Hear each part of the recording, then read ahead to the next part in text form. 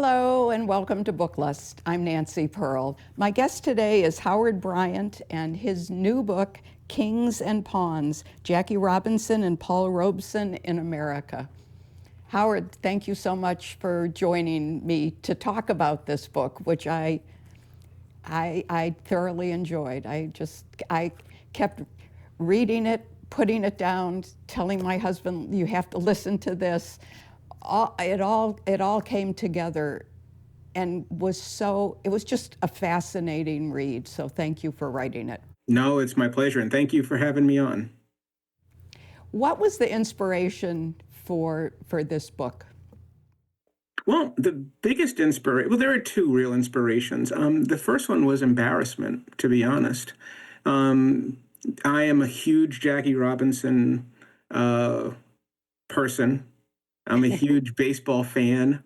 And obviously, I'm a huge history person. I love history. And one thing that I have been saying to people over and over again is, boy, if you like writing books, that you like research. There aren't very many people who like to write, but they don't like to research. I feel for those people. I love doing research. And the number of times that I had been reading about this baseball history, and then I know my baseball history, and that history had been reduced to one sentence. Jackie Robinson testified against Paul Robeson in front of HUAC. And that was it. And the number of times that I had read that sentence, the number of times, even in the great Arnold Rampersad's biography of Robinson in 1997, that chapter was a page, if maybe 2 pages. I've never read anything where, in a book where it was more than that. And when you think about it from an equivalency standpoint, that would be like today, like Michael Jordan, testifying against Denzel Washington or something in front of Congress. I mean, it's that big. And so for someone like me to have read as much as I've read and just to skip past it as if that's all there was to the story, the embarrassment was, I sort of think that there was more to it. I think that these two giants being placed in opposition to each other when they've never met in front of the most notorious government body this country's ever produced, I think that qualifies as news. Yeah. The second reason that really motivated me to do this book was Robeson himself. Was when I went to college at Temple University in Philadelphia. Paul Robeson was a huge name. It was in 1987. He'd only been dead not even a dozen years. He died in 1976. This is the 50th anniversary of his death in January of 76. And his name was everywhere still in the Black community, especially at Temple University, at my school. There's the Charles Blockson the collection has a Robeson section in it. And so that name is everywhere. And it was just embarrassing to me. And it was sort of I wouldn't say a mission of mine, but it was always a thought to know more than I did. And at some point, to be able to really dig into who this man was. And I think that was a real big motivation for me. As I've been repeating this over and over again, the great David Marinis has given me sort of a motto for my work, which is, history writes people out of the story, and it's our job to write them back in. That is such a tremendous thing to say. Yeah, and with Robeson, I mean, he did everything. He played baseball before Jackie Robinson played baseball. He, was starred in Othello. I mean, he was a lawyer. I mean, he just was this amazing man. And because of the state of the country at that time, and because of the House Un-American Activities Committee and what's her name, Ruth Shipley, who was, deciding who could get a passport or not. Who decided who traveled and who didn't. Exactly. And it was like he was canceled in 2026 terms. I mean, Jackie Robinson was really, what David Marinis said. I mean, he was written out of history. Today, we like to throw a lot of terms around, and we throw them around recklessly. And there are so many people out there, whether they be comedians or whomever, or media people, take your pick, who talk about being canceled while they're actually still working. And they talk about being canceled while they're still very much in the public eye. They talk about being canceled just because people criticize something that they actually did, some malfeasance, some transgression. And Paul Robeson never broke the law. Paul Robeson had political beliefs, and his life was ruined because of his political beliefs. Right. And that to me is worthy of exploration. That it's not as though, well, everybody deserves a second chance. Well, he didn't deserve a second chance because he should have never lost his first chance. Right. And Right. so to me, that these two people were so interesting to me. And I think when I was working on the proposal and starting to decide whether or not this was going to be a project that I was going to take on, it was also that you're dealing with these two gigantic, incredibly talented Americans who, in different stages, born 21 years apart, who did everything that America asked. And they were placed on the podium, on the pedestal of people who were proof of what this country was capable of, even though it was a segregated nation.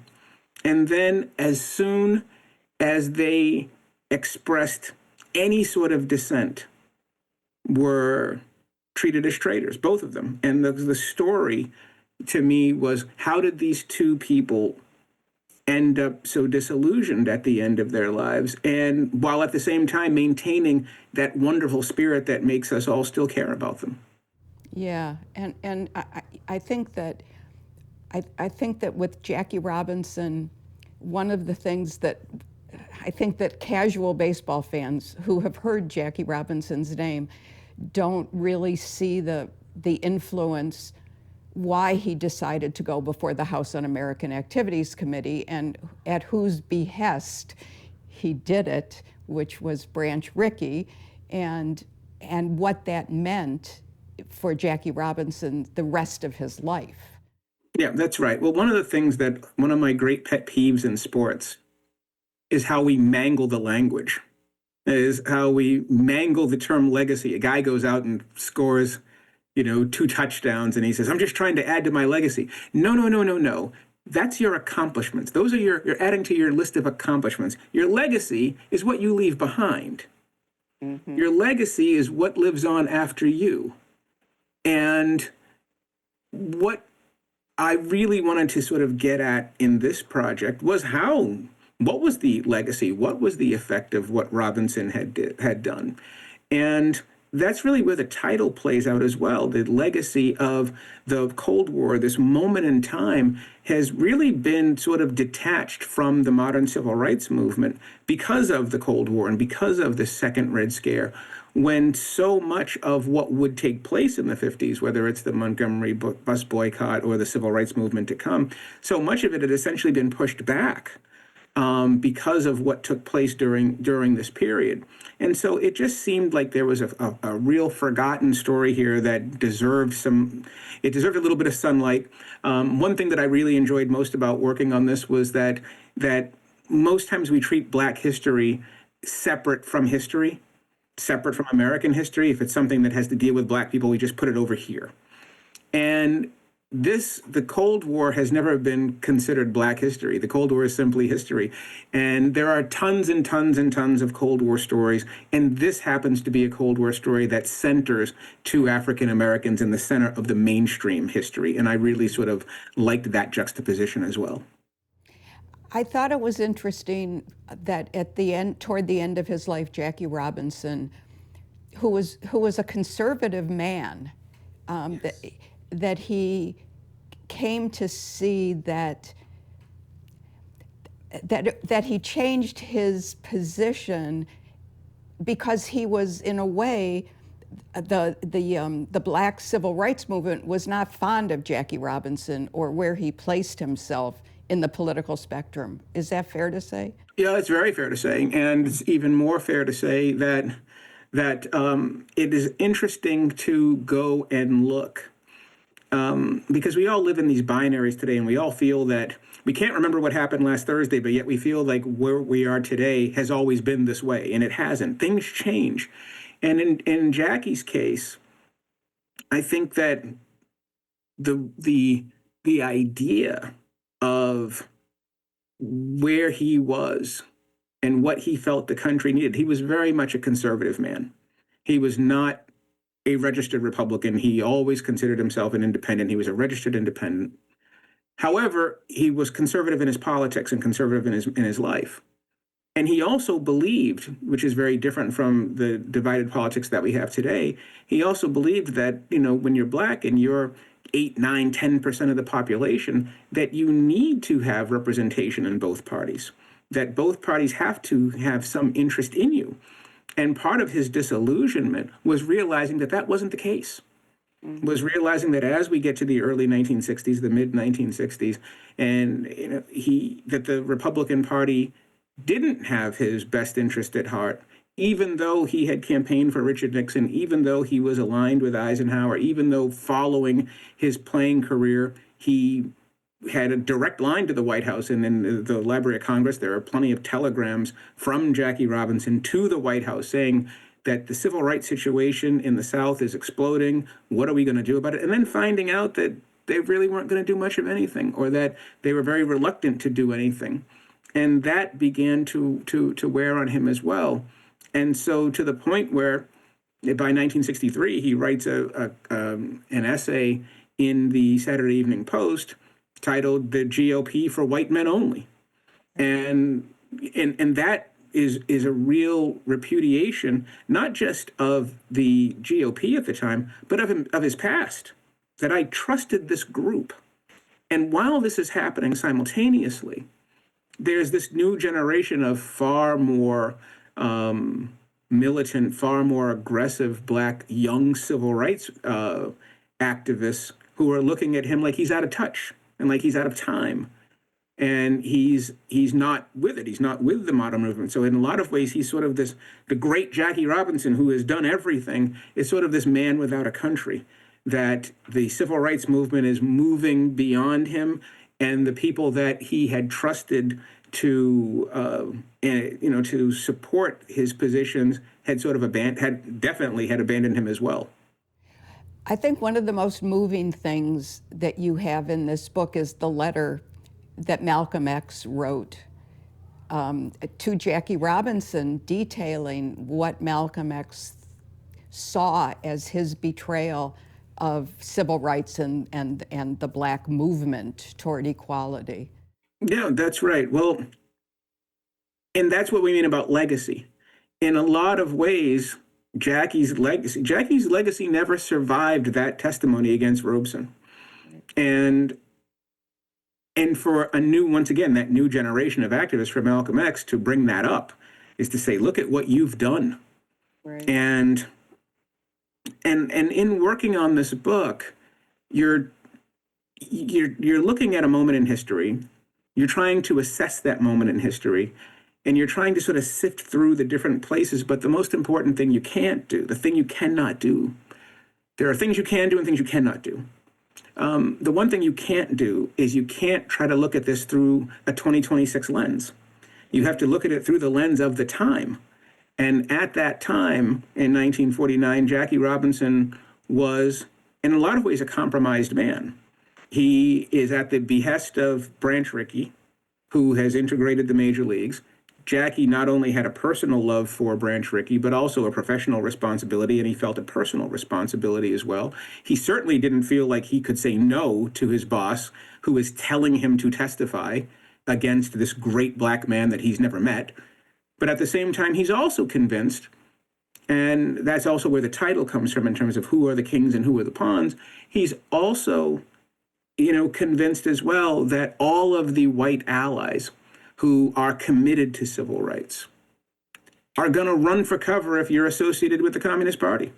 And that was the black establishment's position as well. That's the Urban League's position. That's the NAACP's position. Yeah. And so it's not simply a personal thing against Robeson. It's also a strategic thing. It's a question of tactics. And the black establishment chose that the proper tactic here was to isolate themselves from Robeson's politics, from Robeson's far left anti-capitalist, very much, Robeson was never officially a member of the Communist Party, but he was absolutely aligned with them. He was aligned with them personally, he was aligned with them professionally, and he was unapologetic about it. And the number of folks who felt like that was detrimental to the civil rights movement starts at the top, whether it's Walter White, whether it's Roy Wilkins, whether it's Bayard Rustin, whether it's Thurgood Marshall. I mean, all of the civil rights giants, the only one who said, no, there's room for everybody, was W.E.B. Du Bois. I was going to ask you about the role of W.E.B. Du Bois played in Paul Robeson's thinking about the role of, the black population of the United States and how that was going to work for people. Well, you could say it better. The whole patriotism thing. How can you be a patriot? Well, Yeah. one of the great questions that we always ask, and sometimes in jest, but it's always serious, is who radicalized you, right? Where did it come from? In both Robeson and Du Bois's case, one's the upbringing, but two, it was the treatment of black soldiers coming back from both World War I and World War II. And in today, once again, you can't write these things in a 2026 mindset, because today we live in a post 9/11, thank you for your service. We give dignity to veterans. We give dignity to soldiers. If you wore the uniform, it matters. And people tend to act as though they respect it.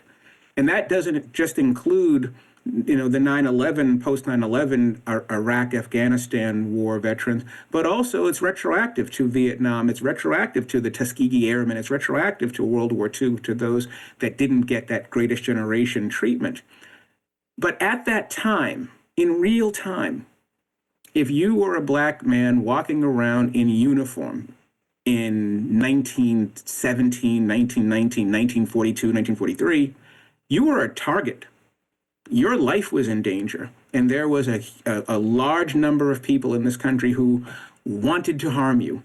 And that really set Robeson and Du Bois. That was the moment for both of them, where it was, we can't just sit on the sides. From a Du Bois standpoint, he was like, I just can't be an anthropologist here.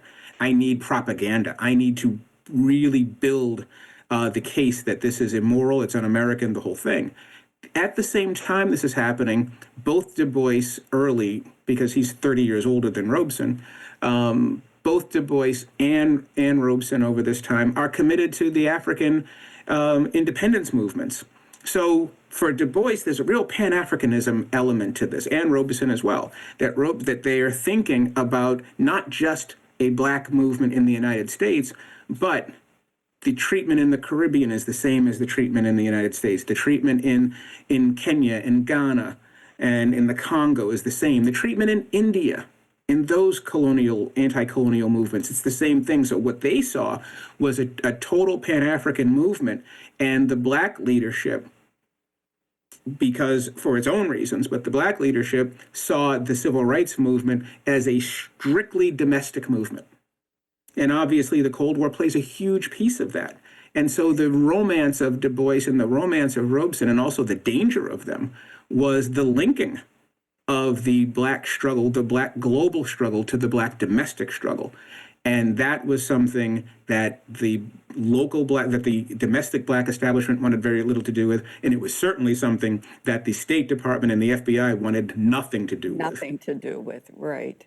I know that in your book you have part of an interview with Rachel Robinson, Jackie's widow, and in which she says the two things that Jackie Robinson regretted about his life, the things he regretted doing, and one of those was testifying against Robeson at HUAC, and the other was his strong support of Richard Nixon. That's right.